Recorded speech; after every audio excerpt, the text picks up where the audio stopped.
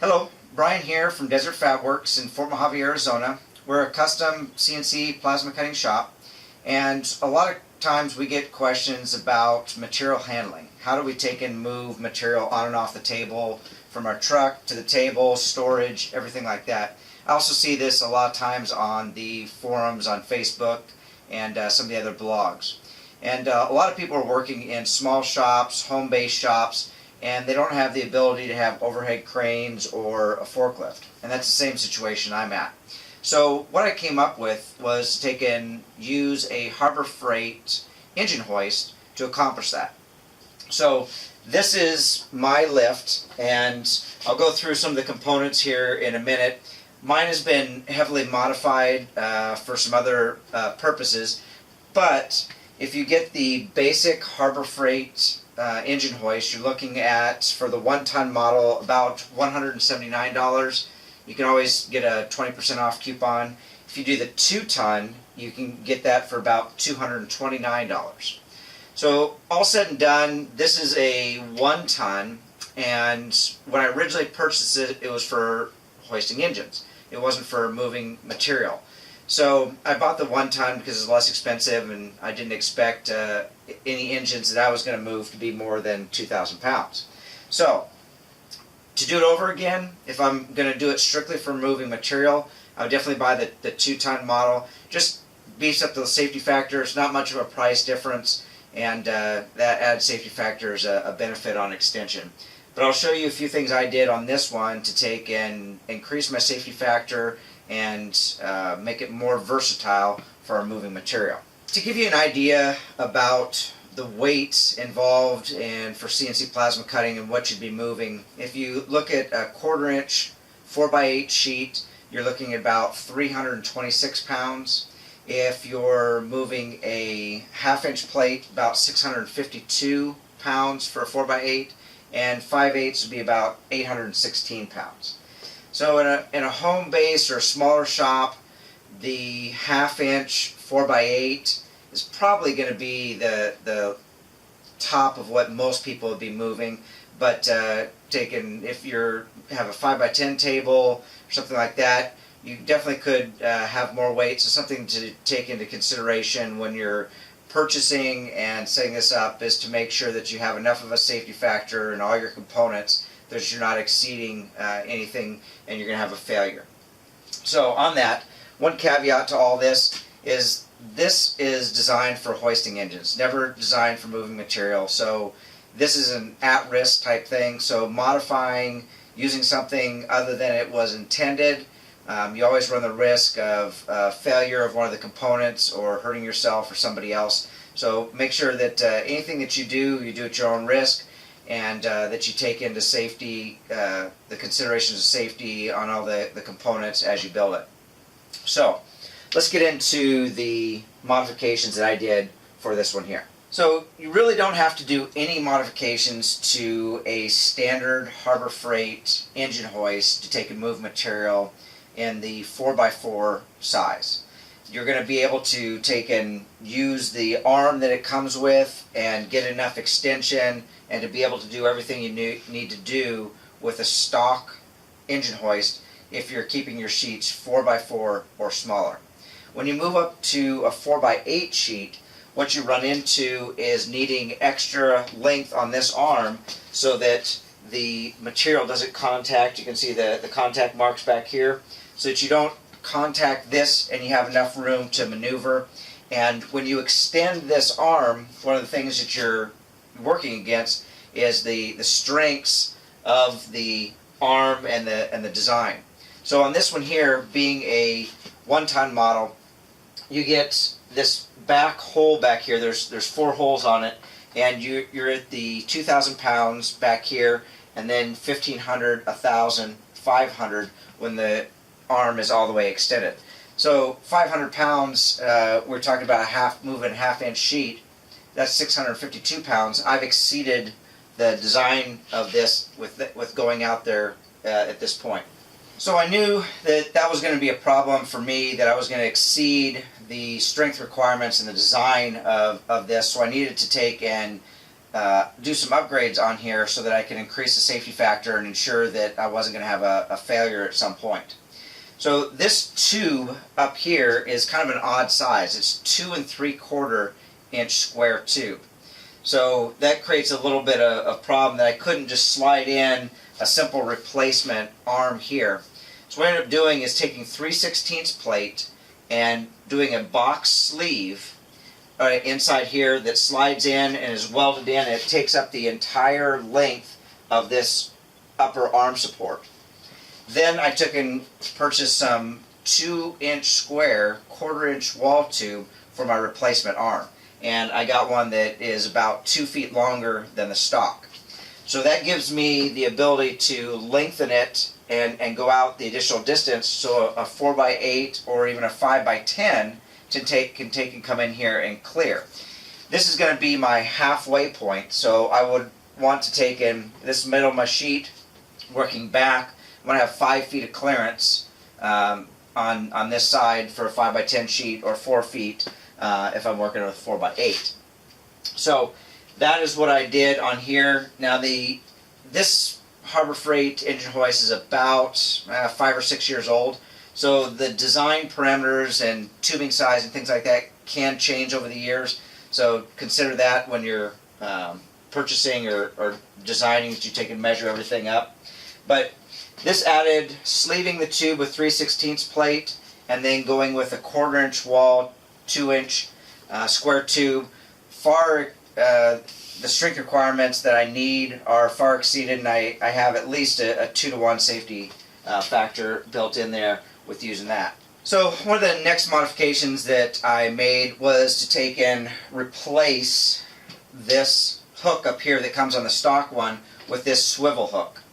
As you can see, it makes moving the material around a lot easier, and the design and the requirements on this one are far exceed the original one. I purchased this hook on Amazon, and it was fairly inexpensive modification. The next thing I did was to take and plasma cut this piece out of 1/2-inch plate. This is my attachment point and where my bridle then attaches and works off of. So this was cut 1/2-inch plate on my Power Max 65. I then took and created these spreader bars. These spreader bars are some lightweight tube. This is 095 with 1/4-inch plate on here at the end for the chain to run through. These spreader bars are not part of really the lifting assembly. All they are is to keep these two chains, when it's hooked on the plate, from sliding together and things to take and come off balance and possibly flip or lose the plate. So that's why I went with 1/4-inch plate on these. They're not really structural as far as being part of the lifting components. They just need to keep these two chains apart once they're attached to the plate, and I'll show you that in a minute. So on the bridle assembly, I use the grade 70 trucker's chain, and it runs about $47 for a 20-foot length at Harbor Freight as well. So most of these things you can get at Harbor Freight to take and do the modifications on here. The chain, when you're setting up your bridle, you want to take in consideration that the angle that it comes off from here and the angle that it forms, you want to keep that under 90 degrees. At 90 degrees, the load is divided equally between both sides. When you start exceeding 90 degrees and that angle opens up further, you start increasing the load so that it can be more than the entire weight, just because of the forces involved and everything like that. So consider your length of chain here to when you're hooking on a 4x8 or a 5x10, so that you keep this angle that comes down to the plate from right here at 90 degrees or less. When you exceed 90 degrees, like I said, you're going to take and increase the forces that are being applied to it. It's kind of tough give and take between the length here and getting that 90, because you don't want to have these chains so long that you can't lift, and these are all the way down to the ground. You have to have this thing all the way extended up. So finding that happy medium between what your table height is, where you're extracting the material from, and things like that, to get your chain length just right. And I have extra chain on here, so I can take and adjust this if I need to take and do a 5x10 sheet, or I need to do something different. I left extra chain on here so I've got some ability to adjust down the road. Next modification that we'll talk about is on the hydraulic jack assembly. The hydraulic jack assembly that comes with it is a manual jack, and after I started moving a lot of material and started doing it on a regular basis, I got tired of doing the hand jack.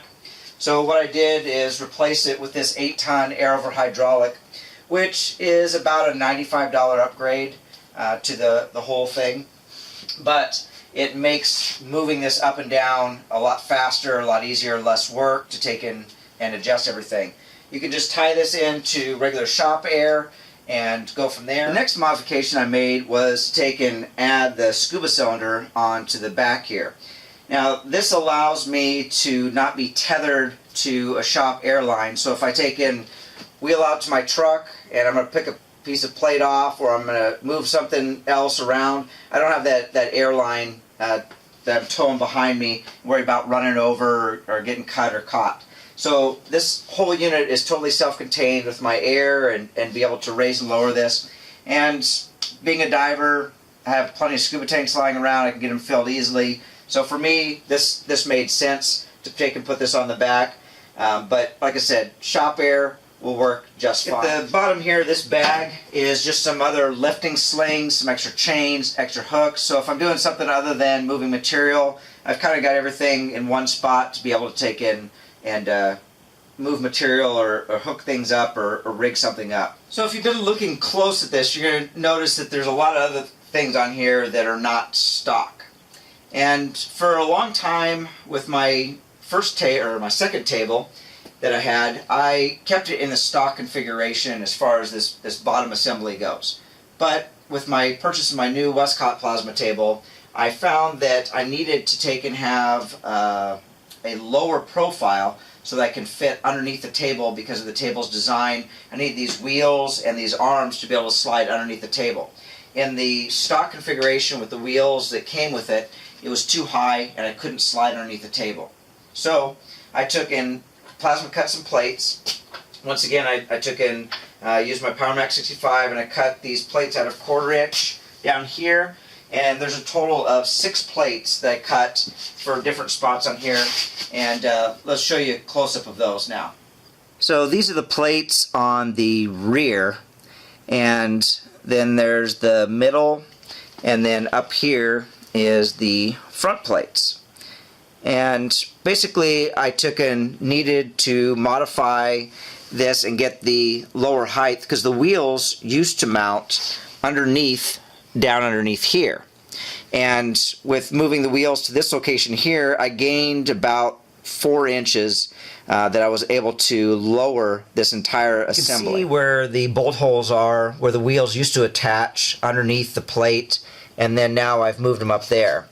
And underneath here, I took and gusseted and then top welded everything. And once again, that's 1/4 inch plate, so plenty of strength to be able to handle the loads that I'm putting on it.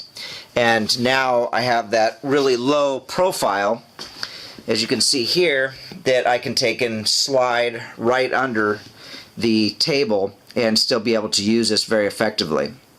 One of the other modifications that I made was to take and put these outriggers extensions on the front here. And let me show you how those work. So these outrigger extensions are in the stored position right now. I have them tipped up so they don't take and rub down here.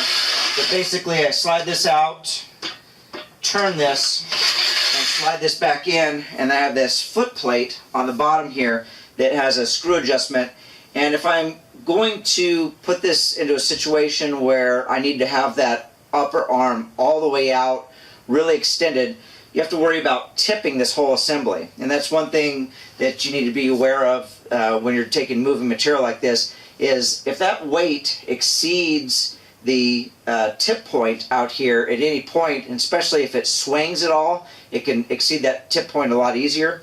So if I need to go farther out, I can take and pull these out, and I can have an extreme distance of extra support and have that arm really extended out and increase my safety factor so that this whole assembly can't tip over on me. and keeps me safe as far as that goes. But when you don't need them, they store really easily, slide back inside there, and they're out of the way and don't create a problem for the normal use. So when I come in to pick up the material, I take and raise the crane up, and I use the bridle to take and come in, and I use 3/8 grab hooks on the sides to take and lock in the material. They fit perfectly over the material, and they lock in when I go to lift, so it's very stable and secure when I'm lifting the plate.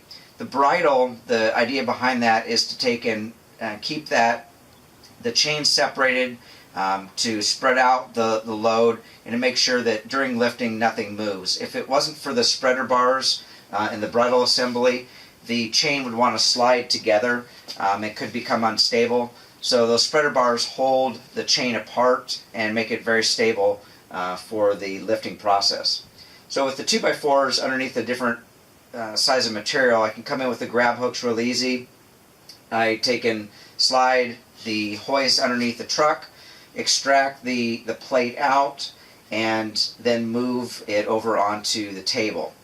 And you can see that in the pictures there of moving some material in these different pictures.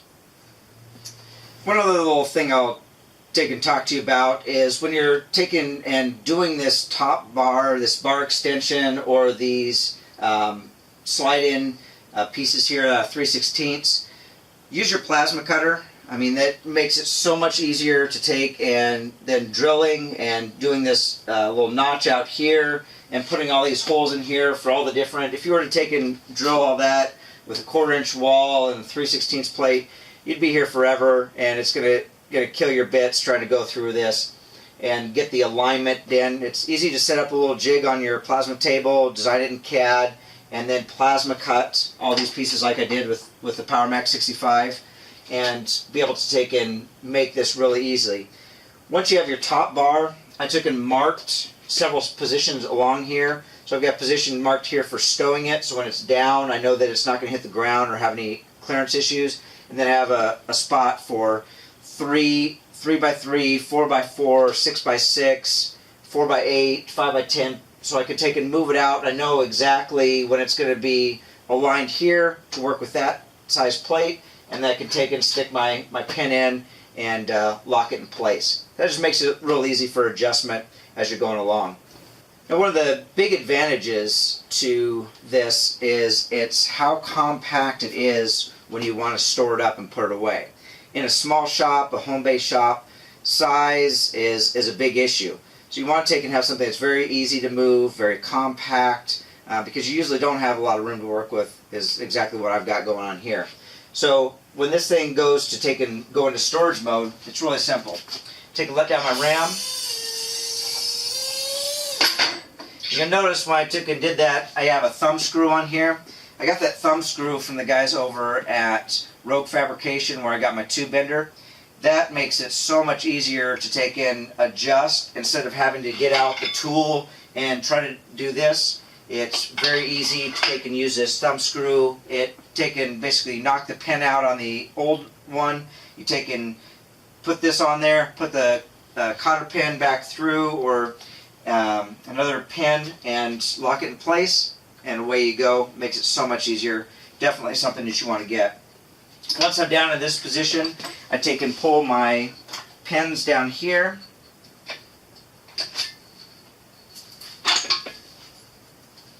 And then I can take and fold up my legs.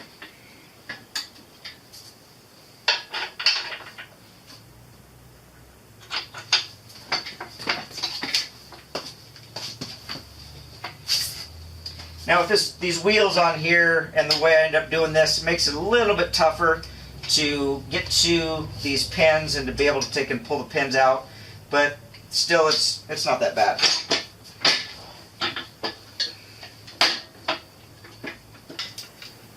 So here's where the advantage really is for the small shop and the one-person work is this whole thing folds up into a super small footprint, very compact, very easy to maneuver. So one person can take and move a 4x8 sheet or a 5x10 sheet of half-inch plate all by themselves. Pick it up out of the truck, off the flatbed, off the trailer, take and wheel it over, set it on the table, work with it, take and remove the remnants. One person, no problem. So this is the solution I came up with for my small shop and to be able to move and handle material by myself. So we talked about a lot of the modifications that are done on this one. The lowering of the entire assembly, definitely not something that's probably going to be required in most applications, but it's something that for my application I needed to take and do it to make it effective with the height and the clearance I had with my tables to get underneath it. But not necessarily something that you may have to do, so you keep it stock and not have to do those other modifications. So once again, it's a pretty inexpensive endeavor to take and get something that can move material. You're looking at the base $229 for the actual engine hoist, and then everything else is kind of accessories that you can add on to that. And with having your plasma cutter, making these different components is very simple and easy. So that's it for my material handling video. If you have any questions, please make sure to get a hold of us. You can get a hold of us at desertfabworks.com, or you can also get a hold of us on our CNC Plasma info page at cncplasmainfo.com. Make sure you follow us on Facebook and subscribe to our videos. We've got a lot of other videos coming up and a lot of other information out there, so be the first one to know, subscribe, and thanks again for watching.